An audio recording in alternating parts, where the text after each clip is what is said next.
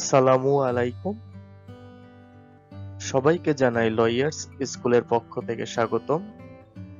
আপনাদের সাথে আছি Mohammad Riaz, LLB honours, LLM, Jagannath university, advocate, জেলা ও দায়রা জজ আদালত, ঢাকা। আজকের আলোচ্য বিষয় যৌতুক।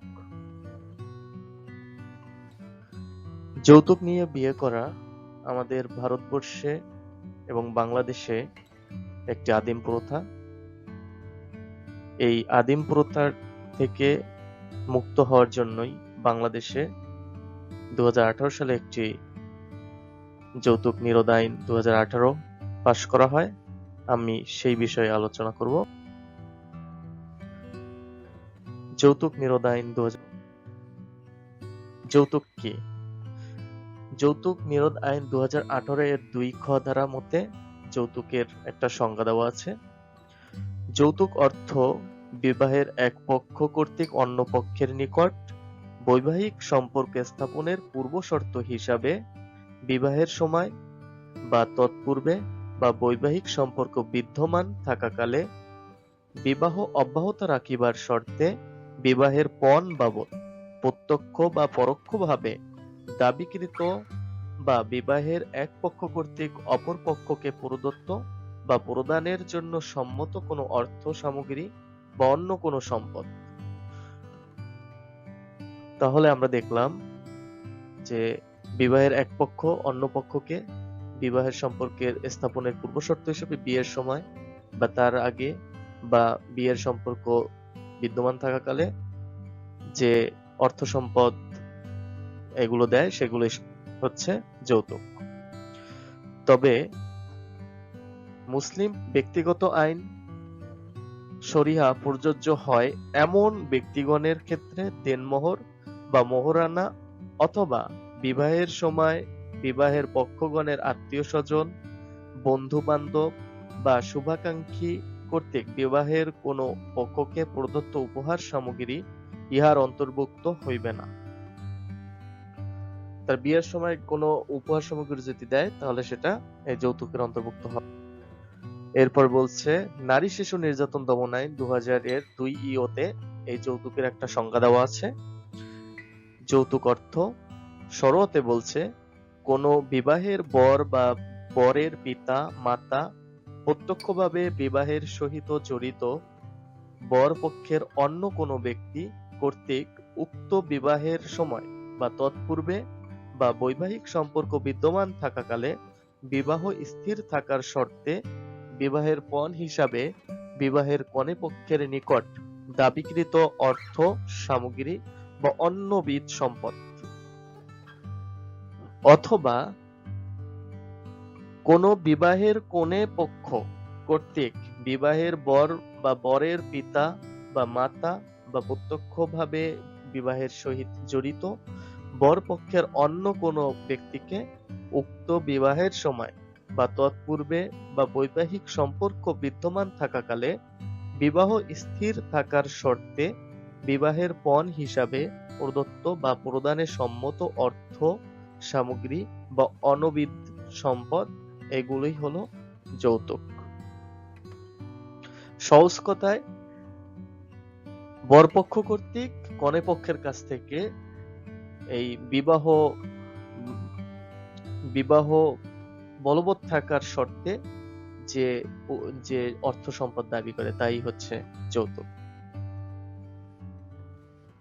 এবার আসি যৌতুক দাবি করার শাস্তি। যৌতুক দাবি করার শাস্তি আলোচনা করা হয়েছে যৌতুক নিরোধ আইন 2018 এর 3 ধারায়। মূলত এই ধারাটি যৌতুকের মামলা করা হয় এই 3 ধারা অনুযায়ী। তো 3 ধারায় কি বলা আছে আমরা একটু দেখি। যদি বিবাহের কোনো এক পক্ষ প্রত্যক্ষ বা পরোক্ষভাবে বিবাহের অন্য কোনো পক্ষের নিকট কোনো যৌতুক দাবি করেন, তাহা হইলে উহা হইবে এই আইনের অধীন একটি অপরাধ, অর্থাৎ যৌতুকের অপরাধ, এবং তজ্জন্য তিনি অনধিক 5 বৎসর কিন্তু অনূন্য 1 বৎসর কারাদণ্ড, অনধিক 50,000 টাকা অর্থদণ্ড অথবা উভয় দণ্ডে দণ্ডনীয় হইবে। তাহলে কেউ যদি যৌতুক দাবি করে তার সর্বোচ্চ 5 বছর কারাদণ্ড হতে পারে আর সর্বনিম্ন 1 বছর কারাদণ্ড, আর অথবা 50,000 টাকাও অর্থদণ্ড হইতে পারে, অথবা উভয় দণ্ডে দণ্ডিত করতে পারবে আদালত। এরপরে নারী শিশু নির্যাতন দমন আইন 2000 এর 11 ধারায় এই যৌতুক বিষয়ে একটা অনেকগুলো শাস্তির বিধান করা হয়েছে।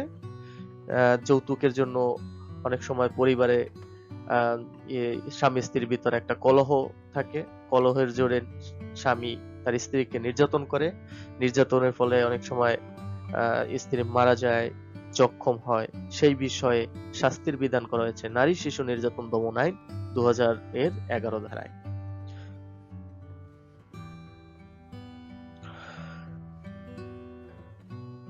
নারী শিশু নির্যাতন দমন আইন 2000 এর 11 ধারা মতে যদি কোনো নারীর স্বামী অথবা স্বামীর পিতা, মাতা, অভিভাবক অথবা আত্মীয় বা স্বামীর পক্ষে অন্য কোনো ব্যক্তি যৌতুকের জন্য উক্ত নারীর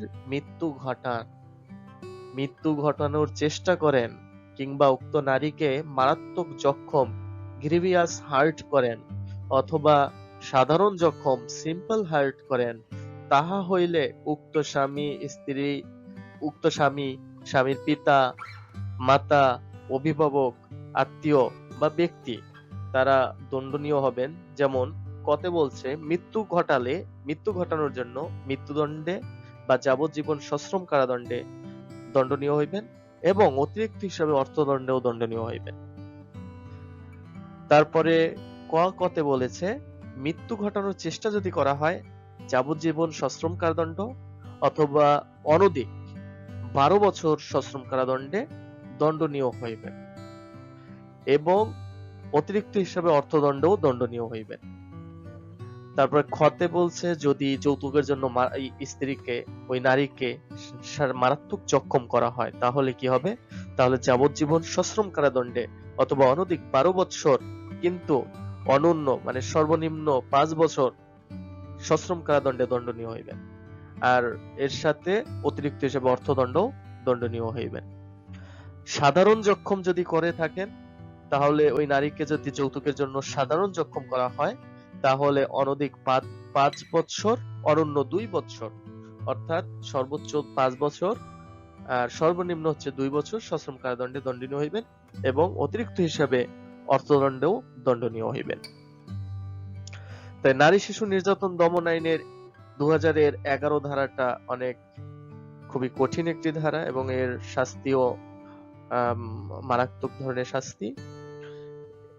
তারপরে আসি, যৌতুক প্রদান বা গ্রহণ করা হলে তার কোনো শাস্তি আছে কিনা, অর্থাৎ যৌতুক দেওয়া নেওয়ার শাস্তি, এটা আলোচনা করা হয়েছে যৌতুক নিরোধ আইন 2018 এর 4 ধারায়।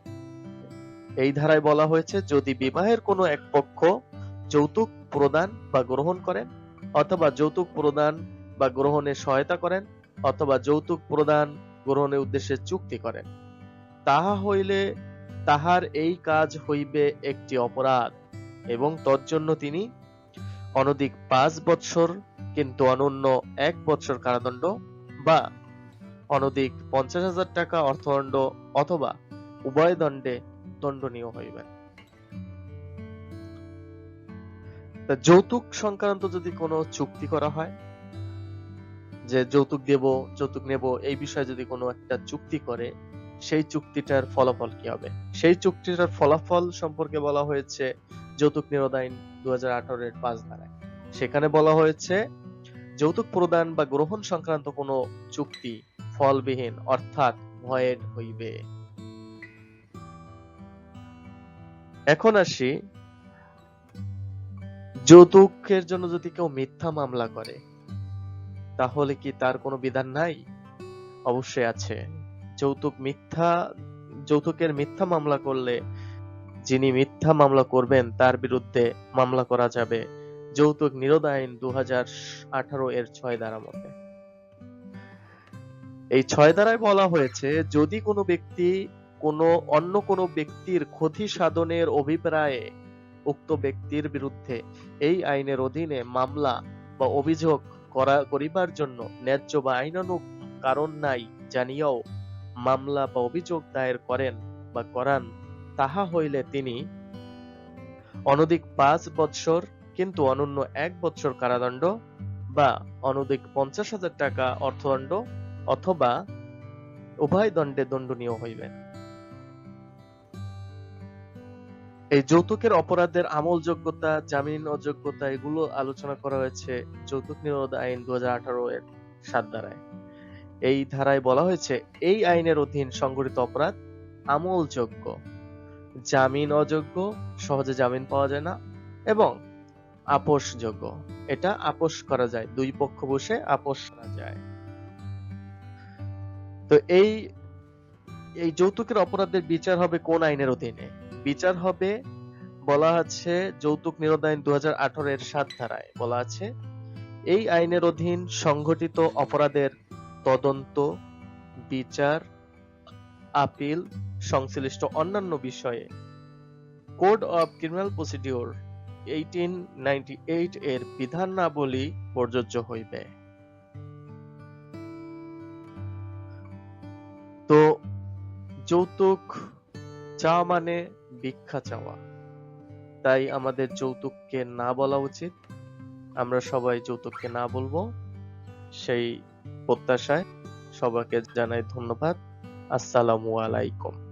সবাই ভালো থাকবেন।